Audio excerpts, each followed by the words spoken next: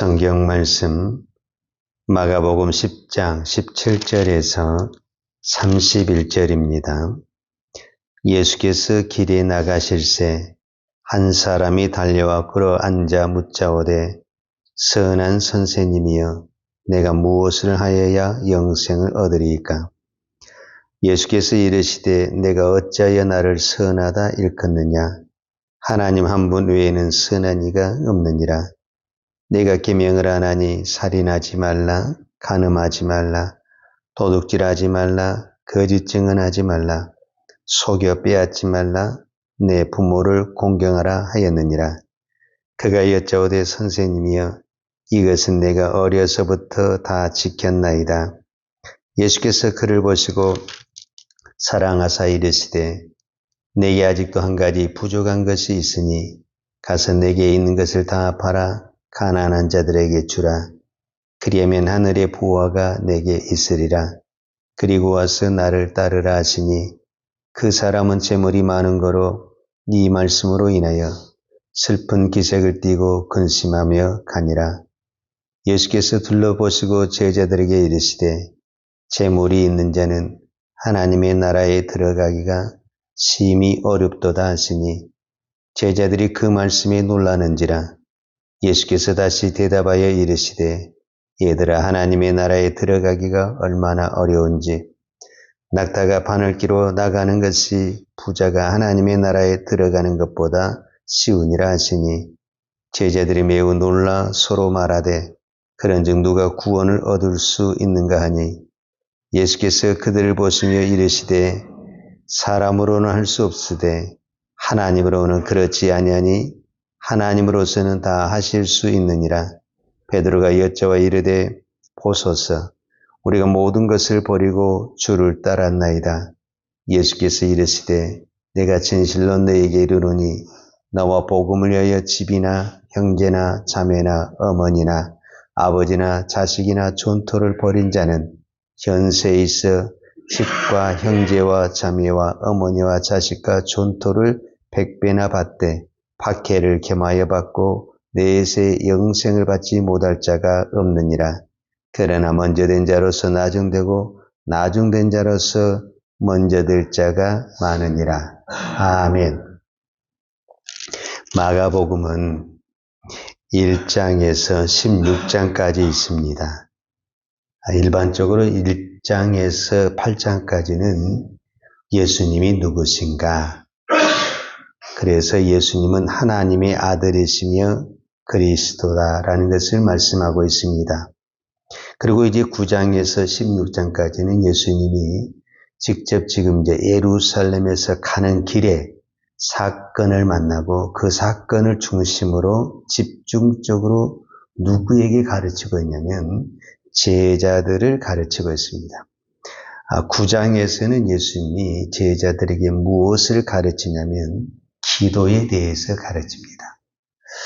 기도에 대해서 가르칠 때 그냥 기도하라 이렇게 말하지 아니하고 하나의 사건이 벌어집니다. 우리가 잘 아는 사건인데 어떤 아버지에게 귀신 들린 아들이 있었습니다. 그 아들을 그 아버지가 제자들에게 데리고 와서 우리 아들의 병을 고쳐주라 했는데 제자들이 고치지를 못합니다. 그리고 다시 그 아버지가 예수님에게 갔을 때 예수님이 그 아들의 더러운 귀신을 예수님의 이름 명하고 쫓아내고 치료해 줍니다. 그때 제자들이 예수님에게 묻습니다. 왜 우리는 고치지 못하였습니까? 이렇게 질문을 했을 때 예수님이 딱 한마디 합니다. 기도 외에는 이런 유가 나갈 수 없다. 그러면 제자들이 기도를 안 했습니까? 여러분 아픈 사람을 가지고 있는 사람이 기도 안 하겠습니까? 다 기도합니다. 그런데 기도는 꼭 두 가지가 필요합니다. 제가 왜 지금 이미 지나간 이야기를 여러분에게 하냐면은 여러분이 지금 기도하기 때문에 기도할 때는 꼭 이 두 가지가 필요합니다. 첫째는 누구에게 기도할 것이냐. 세상에 안 믿는 사람들도 다 기도합니다. 자기가 믿는 신에게 기도하고 아는 사람에게 기도하고 다 기도합니다. 예수님에게 기도해야 됩니다. 예수님의 이름으로 기도해야 됩니다. 기도는 이것이 가장 중요합니다. 그 다음에 두 번째는 반드시 믿음으로 해야 됩니다. 믿음이라는 것은 내가 예수님의 이름으로 기도해서 믿음으로 했다고 한다면 그 믿음은 예수님이 원하는 대로 받아들인다는 겁니다. 내가 원하는 대로 이루어지라는 것이 믿음이 아니라 예수님이 나에게 어떤 것을 한다 할지라도 나는 그것을 믿음으로 받아들인다는 것입니다. 그것이 믿음입니다. 그래서 오늘 또 우리가 여러 가지로 기도할 때 우리는 반드시 예수님의 이름으로 기도해야 되고 예수님을 믿음으로 기도해야 되는데 그 믿음은 내가 원하는 대로 이루어지라는 것이 아니라 예수님이 원하는 대로 설령 그것이 내가 원하는 대로 안 될지라도 우리는 그것을 믿어야 한다는 것입니다. 이것이 믿음입니다. 자, 오늘 10장에 와서는 예수님은 이제는 구원이란 주제를 가지고 말씀하고 있습니다. 예수를 믿으면 구원을 받는다. 이렇게 설명하지 않냐고 오늘 또 한 가지 사건이 나옵니다. 이 사건은 마태복음, 마가복음, 누가복음에 다 나오는데 마태복음과 마가복음에서는 한 청년이 찾아왔다. 이렇게 이야기를 해요. 근데 누가복음에 보게 되면 부자 간원이라고 말을 해요. 그러니까 이 사람은 젊은 나이인데도 부자가 됐고 그 다음에 높은 관리에 올라갔습니다. 세상적으로 모든 것을 갖춘 사람이다. 이렇게 말할 수가 있어요. 그런데 이 사람에게 한 가지가 없어. 그게 뭐냐면 구원입니다. 그러니까 이 구원이라는 것은 세상에 어떤 것을 소유했다고 해서 내가 구원을 갖는 것이 아니라는 것을 말씀하고 있습니다. 그러니까 구원의 문제는 이 사람이 율법도 지켰다, 선한 일도 했다, 다 했다고 그래. 나는 어렸을 때부터. 근데 본인 스스로가 말하기를 구원이 없다라는 거예요. 영생이 없다라는 거예요. 그래서 이 구원의 문제는 나에게 있는 것이 아니고 하나님에게 있다라고 말할 수 있습니다. 그래서 예수님도 이렇게 말하죠. 사람으로서는 할 수 없으되 하나님으로서는 할 수 있느니라. 이것이 구원의 정입니다. 구원은 사람이 부자고 또 선한 일하고 율법을 지키고 이렇게 한다고 해서 구원의 문제가 이루어진 것이 아니라 아무것도 없어도 하나님이 하시면 되는 것이고 모든 것을 갖추고 있어도 하나님이 안 하시면 못 하시는 것이 구원이다. 그래서 구원은 전적으로 누구의 손에 있느냐? 하나님의 손에 있다라고 말할 수 있습니다. 그런데 오늘 성경에 보면은 이 시대의 사람들은 부자가 됐다, 간원이 됐다. 그러면 일반적으로 어떻게 생각을 하냐면 우리도 그렇게 생각을 많이 해요. 하나님께 복을 받았다. 이렇게 생각을 하는 거예요. 그러니까 하나님께 복을 받은 사람이 당연히 어떻게 생각하냐면 구원을 받았다. 이렇게 생각을 하는 거예요. 그런데 예수님은 그 사람을 향해서 구원이 없다. 이렇게 이야기하니까 제자들이 깜짝 놀라게 되는 거예요. 자, 오늘 보면 마가복음 10장 23절에 보면 이렇게 말을 해요. 예수께서 둘러보시고 제자들에게 이르시되 재물이 있는 자는 하나님의 나라에 들어가기가 심히 어렵도다. 제자들이 그 말씀이 놀라는지라 그랬어요. 왜 제자들이 예수님 갖고 놀라냐면은 제자들은 일반적으로 재물이 많다, 부자가 되었다는 것은 하나님의 축복을 받았다라는 거예요. 그런데 하나님의 축복을 받은 사람이 하나님의 나라에 못 간다. 이거 말이 안 되는 거잖아요.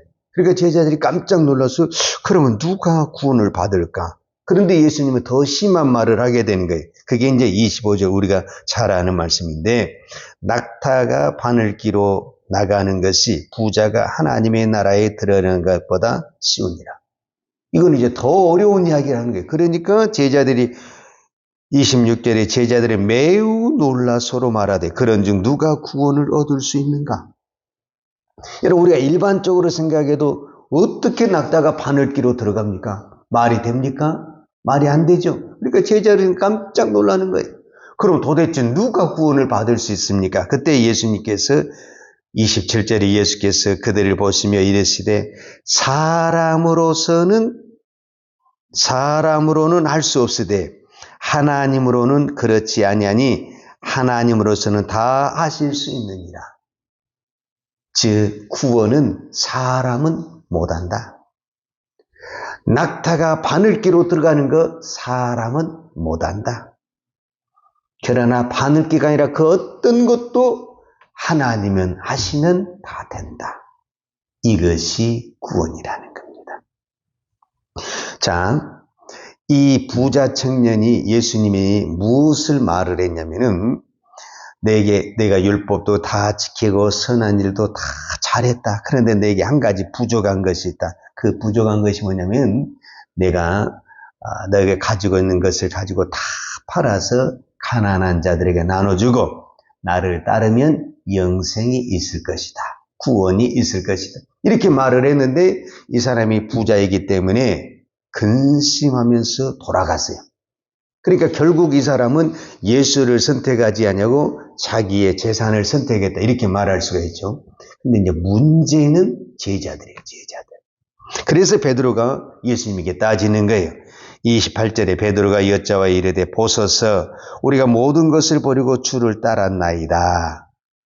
즉 이 부자 청년은 따르려다가 버리지 못하였기 때문에 되돌아갔다라는 거예요. 그런데 지금 제자들은 다 버리고 우리가 따랐지 않습니까? 그러면 우리에게는 뭐가 있습니까? 이렇게 말을 했을 때 29절과 30절에 예수께서 이르시되 내가 진실로 너에게 이르노니 나와 복음을 위하여 집이나 형제나 자매나 어머니나 아버지나 자식이나 존토를 버린 자는 현세에서 집과 형제와 자매와 어머니와 자식과 전토를 100배나 받되 박해를 겸하여 받고 내세 영생을 받지 못할 자가 없느니라. 여기서 중요한 것은 너희가 버린 만큼 100배나 복을 받을 것이다. 그리고 영생을 받을 것이다. 여기까지는 참 좋고 은혜로운 말이에요. 근데 그 축복이라는 그 단어 속에 전체적인 축복을 이야기하는데 거기에 무슨 단어가 들어가 있냐면 박해를 겸하여 받고 이 단어가 들어있다는 것이 문제가 되는 거예요. 내가 다 버리고 주님을 따랐으면 이제는 박해는 없어야 되고 어려움은 없어야 되고 다 이렇게 복을 받고 현세에서도 복을 받고 내세에도 영생을 받고 이렇게 해야 되는데 박해를 겸하여 받는다. 그리고 결론을 이렇게 지었어요. 예수님이 그러나 먼저 된 자로서 나중되고 나중된 자로서 먼저질 때가 많으니라. 이 말은 지금 제자들은 버리는 것은 버렸는데 뭐가 문제냐면 버리고 원하는 것이 무엇이냐. 즉 제자들이 예수님을 따르기 위해서 직장을 버렸어요. 그 다음에 삶을 버리고 예수님을 따라다닌 것까지는 아주 잘했죠. 이 부자 청년에 비하면 훨씬 더 잘한 거죠. 그런데 그들의 생각과 그들이 원하는 것이 이 부자 청년이 원하는 것과 다르냐 똑같냐 했을 때 똑같다. 그들이 원하는 것은 내가 주를 위해서 헌신하고 십자가를 지고 정말 복음을 위해 산다. 그런 개념이 아니라 내가 이 예수님을 따라서 이 세상의 것을 누리려고 하는 그 마음은 이 부자 청년이 가지고 있는 이 마음과 똑같다. 그래서 이 부자 청년에게는 예수님이 이 단어를 썼어요. 이 마가복음 10장 21절에 보면 예수께서 그를 보시고 사랑하사 이르시되 그랬어요. 이 청년이 그 부자임에도 불구하고 그 높은 관리와 권력을 가지고 있음에도 불구하고 그것으로 만족하지 않냐고 영생을 구원을 받고자 한 그 마음이 예수님이 보시기에 너무너무 아름다운 거예요. 그래서 그 청년을 사랑하사 정말 그 길을 가르쳐 준 거예요. 그 길이 뭐냐? 내게 한 가지 부족한 것이 있다. 이것만 하면 너는 이제 구원을 이룰 수 있다. 그런데 그 한 가지가 뭐냐면 너의 가지고 있는 재물을 버리는 것이고 내려놓은 것이다. 근데 이것이 안 돼서 가버린 거예요. 그런데 제자들도 잘한 것이 있죠. 다 버렸죠. 버렸는데 그 생각은 못 버린 거예요. 이거를 우리가 뭐냐면 자기 부인이에요. 자기. 여러분 우리가 예수를 믿으면서 내가 재산을 버릴 수 있어요. 직장을 버릴 수 있어요. 근데 세상에 이런 이야기를 하잖아요. 자기를 버리는 게 제일 어렵다니까요. 제가 어떤 장로님, 권사님 임직식에 가니까 어떤 분이 이런 얘기를 하더라고요. 제가 제가 그 말이 충격이 돼서 제가 잊어먹지 않는데, 우리가 보통 임직을 받을 때 내가 다 주를 위해 살겠습니다. 내가 다 버리고 다 내려놓고 주만 충성하고 살겠습니다. 그렇게 헌신한 사람이 무엇을 못 버리냐면 자존심 하나를 못 버리더라, 그 이야기를 하는 거예요. 그러니까 이 부자 청년은 어떤 부분에서는 자기 자존심도 내려놓고 예수님에게 갔는데, 이 부자는 재물을 못 버린 거예요. 그런데 제자들은 재물과 모든 것은 다 버렸어요. 어쩌면 더 없으니까 버리기가 쉬웠겠죠, 사실은. 그런데 무엇을 자기를 못 버린 거예요. 그래서 어떻게 하면 예수를 업어서 예수를 등에 업고 내가 부자가 될 것인가, 여기에 초점이 맞춰져 있다는 거예요. 그래서 예수님이 무엇을 축복으로 줬냐면은 고난을 축복으로 줬다라는 거예요. 자아를 깨는 데는 고난보다 더 좋은 축복이 없습니다. 그래서 박해를 겸하여 받고, 왜 그거 다 버린 사람에게 박해가 오냐면은 세상에 눈에 보이는 것은 다 버렸지만 자아를 깨고 자아를 버리는 것은 고난보다 더 좋은 것이 없습니다. 고난이 왔을 때 내가 아무것도 아니다, 나는 아무것도 할 수 없다라면서 자아가 깨지고 버려질 때 진정한 내 안의 구원이 이루어지게 되는 것을 보게 되는 것입니다. 오늘 우리에게 주님이 말씀하십니다. 우리 모두 다 구원의 길을 달려가고 있습니다. 지금 저와 여러분에게 가장 큰 문제는 세상의 권력도 아니고 세상의 재물도 아닙니다. 자아입니다. 이 자아가 깨지지 않으면 예수님의 길을 방해하는 사람이 될 수가 있습니다. 근데 이 자아가 그만큼 어렵다라는 겁니다. 오늘 이 새벽에, 특별히 이 사순절 기간에 주님의 그 고난을 우리가 걸어가면서 그 어떤 고난보다도 가장 큰 고난은 저는 내 자아를 깨는 것이다 라고 말하고 싶습니다. 자아가 깨질 때 진정한 하나님의 나라가 내 안에 이루어질 줄로 믿습니다. 기도하겠습니다. 하나님 아버지, 감사합니다. 오늘도 우리에게 구원의 길을 말씀하여 주시니 감사합니다. 우리가 모든 것을 버리고 믿음의 길을 달려가면서도 순간순간 내 생각과 내 자아와 내 자존심 때문에 넘어지고 실족할 때가 참 많습니다. 하나님, 주님은 이것까지 내려놓으라고 말씀하시는데 우리가 이것까지 온전히 십자가 앞에 내려놓고 믿음의 길을 달려갈 수 있는 은혜를 허락하여 주옵소서. 특별히 이 사순절 기간에 주님이 나를 위해 하늘의 영광의 보좌를 버리고 낮고 천한 데서 모든 것을 버리고 우리를 구원하셨던 것처럼 이제는 내 모든 것을 버리고 주님의 십자가를 지는 것을 내가 기쁨으로 여기고 감사로 여기고 감당할 수 있는 십자가의 믿음, 우리의 믿음이 되게 하여 주옵소서. 오늘도 믿음으로 기도합니다. 믿음의 기도는 병든 자를 치료했습니다. 오늘 우리의 기도가 믿음의 기도가 되기를 원합니다. 믿음의 기도가 돼서 나를 살리고 영혼을 살리는 능력의 기도 되게 하여 주시옵소서. 예수님의 이름으로 기도하였습니다. 아멘. 여호와는 내게 복을 주시고 너를 지키시기를 원하며 여호와는 얼굴로 내게 비추사 은혜 베푸시기를 원하며 여호와는 얼굴을 내게로 향하여 드사 평강 주시기를 원하노라. 이제는 우리를 위하여 십자가에 돌아가신 우리 주 예수 그리스도의 은혜와 독생자를 보내주신 아버지 하나님의 그 크신 사랑과 성령님의 풍성한 은혜가 오늘 또 나를 버리고 오직 십자가를 붙들고 달려가기를 원하는 사랑하는 주의 종들 머리머리 이해와 이 나라 이 민족과 한국 교회 위에 온 열방의 생명의 복음을 증거하는 선교사님들 이해와 사랑하는 주의 자녀들 머리 위에 이제부터 영원토록 함께 있을지어다. 아멘.